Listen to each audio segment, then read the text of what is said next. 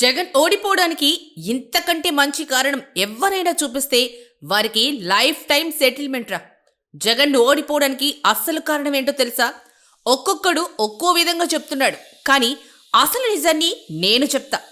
అరటిపండు వలిచి నోట్లో పెడితే ఎలా ఉంటుందోనే నే చెప్తే అంత క్లారిటీగా ఉంటుంది. జగన్ ఓడిపోవడానికి కారణం 3 అక్షరాలు. ఆ 3 అక్షరాలు నువ్వు అనుకునేదైతే కాదు.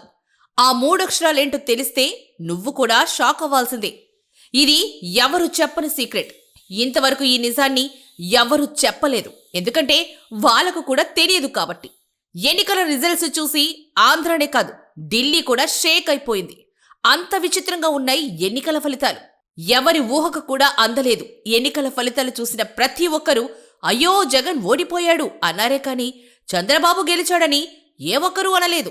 అదేంటి, చంద్రబాబు గెలిస్తేనే కదా జగన్ ఓడిపోయేది అని నువ్వు అనొచ్చు, కానీ జగన్ ఓడిపోవడానికి చంద్రబాబు గెలవడానికి చాలా తేడా ఉంది గురు. అంటే ఇక్కడ జగన్కి జగన్తోనే పోటీ, జగన్తో మరెవరికి పోటీ కానే కాదని అర్థం. అందుకే జగన్ 150 సీట్లు వచ్చినా కూడా ఈసారి 175కి 175 అన్నడే కానీ ఎక్కడా గాని 101, 111, 121 అనలేదు. రేపు ఏం జరగబోతుందో నీకంటే నాకంటే ప్రకృతికి బాగా తెలుస్తుంది. చంద్రబాబు గారు మీటింగ్ పెట్టిన చోట్ల కొంతమంది వ్యక్తులు చనిపోయారు.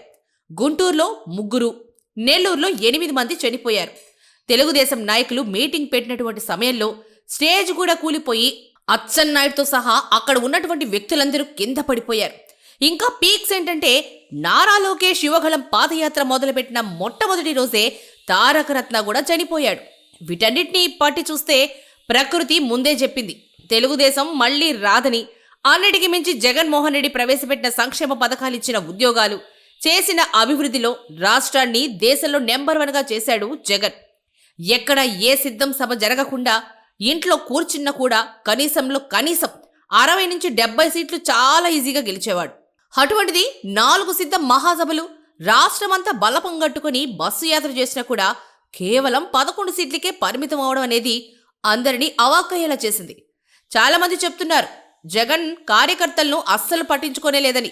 మరి 2,66,000 మంది వాలంటీర్లు ఎవరు? తెలుగుదేశం కార్యకర్తలా? వాళ్ళంతా వైసీపీ కార్యకర్తలేగా. వాళ్ళందరికీ వాలంటీర్లని పేరు పెట్టి వాళ్ళకి ఉద్యోగాల్ని కల్పించి తన కార్యకర్త ఏ కార్పొరేటర్, ఎమ్మెల్యే, మినిస్టర్ల కాళ్ళ దగ్గరికి వెళ్లి వాళ్ళని బ్రతిమలాడకుండా ప్రతి నెల నేరుగా వాళ్ళ అకౌంట్లోనే 5,000 రూపాయలు చొప్పున ఈ 5 సంవత్సరాల్లో ఒక్కో కార్యకర్తకి 3 లక్షల రూపాయలకు పైగా అందించాడు. ఎవడి దగ్గర దేహి అని చేయి చాపకుండా వార్డు మెంబర్ దగ్గర నుంచి మొదలుకొని సర్పంచ్, కార్పొరేటర్, మేయర్, జిల్లా పరిషత్ చైర్మన్ల వరకు ప్రతి ఒక్క కార్యకర్తకి చేయి అందించాడు. చేదోడుగా నిలబడ్డాడు జగన్. ఇంకొంతమంది ఎమ్మెల్యేలు వాలంటీర్ల వల్లే మేము ఓడిపోయాని చెప్తున్నారు. ఆ వాలంటీర్లను నియమించింది ఎవరు? మీరు కాదా? మీకు నచ్చిన వాళ్ళని మీరే నియమించుకుంటున్నారు. వాలంటీర్ల వల్ల గ్రౌండ్ రియాలిటీ చాలా క్లారిటీగా తెలుస్తుంది. ఎవడు ఏ పార్టీ వాడు మనకు ఓటేస్తాడా లేదా అనేది వాలంటీర్ ద్వారా నిక్కచ్చిగా తెలుస్తుంది. అంగబలం, అధికార బలం వాలంటీర్ల సైన్యం. ఇన్నుండి కూడా నువ్వు ఓడిపోయావంటే అది ఎమ్మెల్యే అయినా నీ తప్పిదమే కానీ జగన్దైతే కాదు. నీకు అంగబలాన్ని, అధికార బలాన్ని, సైన్యాన్ని కావలసిన ప్రతిదాన్ని నీకు అందిస్తే సైన్యం లేకపోవడం వల్ల నేను ఓడిపోయానంటే అర్థం ఉంది, కానీ సైన్యం ఉండడం వల్లే నేను ఓడిపోయానంటే అంతకంటే కామెడీ మరొకటి ఉండదు గురువు. ఎక్కడో కొంతమంది కార్యకర్తలను లోకల్ నాయకులు లోకల్ పాలిటిక్స్ వల్ల పట్టించుకోకపోయి ఉండొచ్చు. ఒక 20 నుంచి 30% వరకు అది మెజారిటీని తగ్గించే ప్రయత్నం చేసి ఉండొచ్చు, కానీ మరీ ఇంతలా ఘోరంగా ఓడిపోయేంత పరిస్థితి అయితే లేదు. కాబట్టి జగన్ కార్యకర్తలను పట్టించుకోలేదు, అందుకే ఓడిపోయాడు అనేది శుద్ధ అబద్ధం. ఇక రెండోది, జగన్ తన చుట్టూ ఉన్నటువంటి కోటరి వల్లే ఓడిపోయాడు అనడం. రాజశేఖర రెడ్డి గారు చనిపోయిన తర్వాత తనకు తోడుగా నీడగా నిలబడింది విజయసాయిరెడ్డి, సజ్జల రామకృష్ణారెడ్డి, వైవి సుబ్బారెడ్డి, వీళ్లతో పాటు కార్యకర్తలు. జగన్ 2009 ఎన్నికల్లో రాజీనామా చేసిన తర్వాత మళ్లీ గెలిపించింది ఈ కోటరీనే. జగన్ని జైల్లో వేసిన తర్వాత కార్యకర్తలకు అండగా నిలిచింది ఈ కోటరీనే.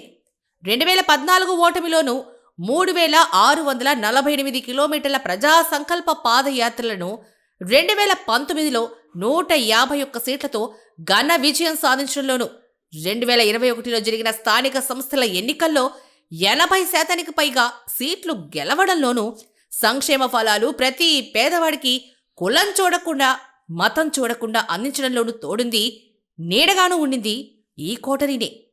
ఒకవేళ జగనే మళ్ళీ 151 సీట్లతో గెలుచుంటే ఎవడైనా గాని ఈ కోటరీని, సజ్జల రామకృష్ణారెడ్డిని ఒక్క మాటైనా అనేవాడా?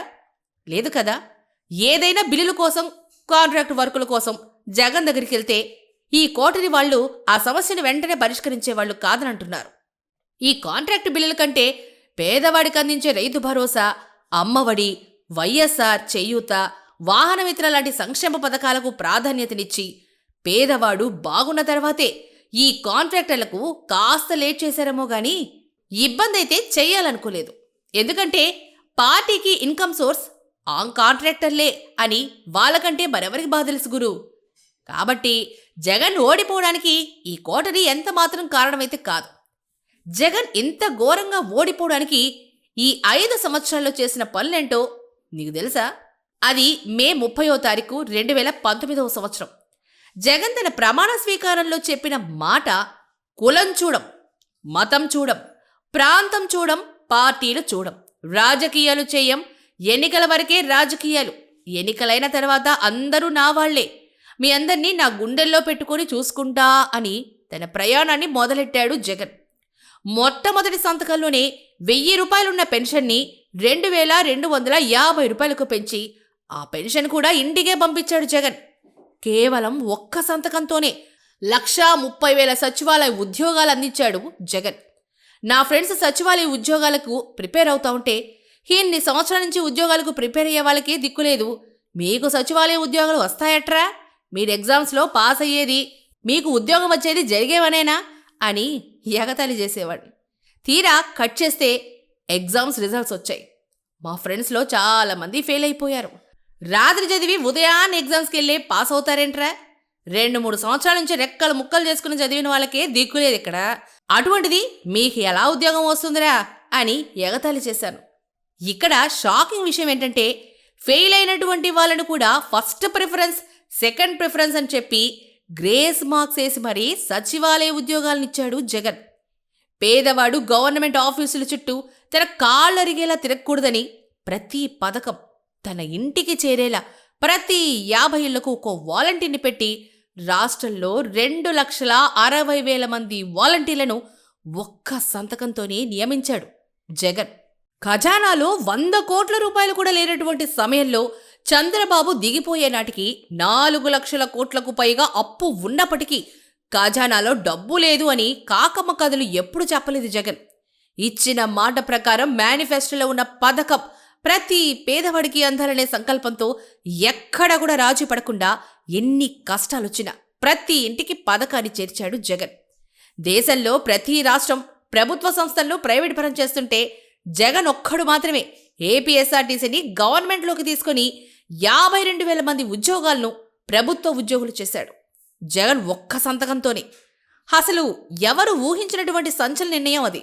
రాష్ట్రంలో ఏ పేదవాడు ఇల్లు లేదని బాధపడొద్దనే దేశంలో ఏ రాష్ట్రం చేయని విధంగా సింగిల్ అటెంప్ట్తోనే 30 లక్షలకు పైగా ఇళ్ల స్థలాలను పేదలకు అందించి వాళ్ళ కళ్లల్లో కన్నీళ్లను తుడిచి ఆనందాన్ని నింపాడు జగన్. ఏదైనా చిన్న ఇబ్బంది కలిగితే ప్రైవేట్ ఆసుపత్రుల చుట్టూ తిరిగి పడిగాపులు గాచి బిల్లులు కట్టలేక వాళ్ళ కాళ్ళ మీద పడి ప్రాధేయపడకూడదనే ఉద్దేశంతోనే ప్రతి ఒక్క పేదవాడికి తాను అండగా ఉన్నానని ఆరోగ్యశ్రీ ద్వారా 25 లక్షలు ప్రభుత్వమే భరించేలా సంచలన నిర్ణయం తీసుకున్నాడు జగన్. దేశంలో ఎవడైనా తీసుకున్నాడా ఇలాంటి నిర్ణయం? పోనీ 14 సంవత్సరాల అనుభవం ఉన్న చంద్రబాబు నాయుడు తీసుకున్నాడా? లేదే. జగన్ ముఖ్యమంత్రి అయ్యి 12 నెలలు కూడా గడవకముందే కరోనా లాంటి విపత్కరమైన పరిస్థితి ఎదురైనప్పుడు, రాష్ట్రం దేశమే కాదు ప్రపంచమే స్తంభించిపోయినప్పుడు కరోనా లాంటి మహమ్మారిని ఎదుర్కొని రాష్ట్రాన్ని ఎలా నిలబెట్టాడో ప్రతి ఒక్క పేదవాడికి తెలుసు. కరోనా టెస్టుల కోసం 3 లక్షలకు పైగా ర్యాపిడ్ టెస్ట్ కిట్లను, 4 లక్షల సర్జికల్ మాస్కులను, 14 లక్షల N95 మాస్కులను, 20 లక్షల పీపీయూలను, 40 లక్షల సర్జికల్ గ్లౌజులను సౌత్ కొరియా లాంటి దేశ విదేశాల నుంచి ఆఘ మేఘాల మీద విమానాల ద్వారా ఆంధ్రాకి రప్పించి మరీ పేద ప్రజలందరికీ ప్రాణం పోశాడు జగన్. ఇవన్నీ మర్చిపోతే ఎలా గురు? నా ఫ్రెండ్ ఒకడు కరోనాతో హాస్పిటల్లో చేరితే, ఏరా ఇప్పుడు ఎలా ఉంది ఆరోగ్యం మామ అని అడిగితే, మామ మా ఇంట్లో తల్లిదండ్రులు, మా అమ్మా నాన్న వాళ్ళు కూడా నన్ను టచ్ చేయడానికి భయపడితే ఈ క్వారంటైన్ కేంద్రంలో 4-5 రకాల భోజనంతో పాటు ఏ లోటుబాటు లేకుండా కన్న తండ్రి కంటే ఎక్కువగా చూసుకున్నాడు జగన్ అని వాడు చాలా ఎమోషనల్ అయిపోయాడు. ఏంట్రా మరి ఎక్కువగా పొగిడేస్తున్నావు జగన్ని అని అడిగితే, లేదబ్బా చావు బతుకులో ఉంటే నీకు కూడా తెలిసేదని వాడు చాలా బాధపడ్డాడు. కరోనా టైంలో పూట ఎలా గడుస్తుందో తెలియక బాధపడుతుంటే డబ్బులు, మందులు, కూరగాయలతో సహా వాలంటీర్ని ఇంటికి పంపి మరీ మీ చేతికిచ్చింది మర్చిపోయారా? ఇక మూడవది, జగన్ ఓడిపోవడానికి అతని మంత్రులు బూతులు మాట్లాడడమే కారణమని అంటున్నారు. తెలుగుదేశం వాళ్ళు ఏమైనా బూతుల గురించి మాట్లాడరా? వాళ్ళు రాళ్లేస్తే వీళ్ళు బండలేశారు. తప్పేముంది? నిన్నెవరైనా నువ్వు మంచి చేస్తున్నప్పటికీ అన్యాయంగా నిన్ను తిడుతూ ఉంటే పోనీలే అని నువ్వు కామ్గా ఉంటావా? లేక నీ స్టైల్లో జవాబిస్తావా? లేదా జగన్ను పట్టుకొని సైకో, నీ అమ్మ మొగుడిచ్చాడా, బోషెడికి అని అమ్మనాబూతులు మాట్లాడితే సాక్షాత్ ముఖ్యమంత్రిగా ఉన్న జగనే చెప్పాడు కదా నన్ను అలా కొడుకు అన్నారని. అంతకన్నా ఎక్కువగా ఏ వైసీపీ మంత్రి అయినా తెలుగుదేశం వాళ్ళని మాట్లాడారా? లేదు కదా. కాబట్టి ఇది కూడా రాంగ్ ఆన్సరే. ఇవన్నీ కాదంటున్నావు, మరి అసలైన కారణం ఏంటి అని నువ్వు అడిగితే మాత్రం 3 అక్షరాలు, కేవలం 3 అక్షరాలు. ఆ 3 అక్షరాలేంటో అందరికీ తెలుసు.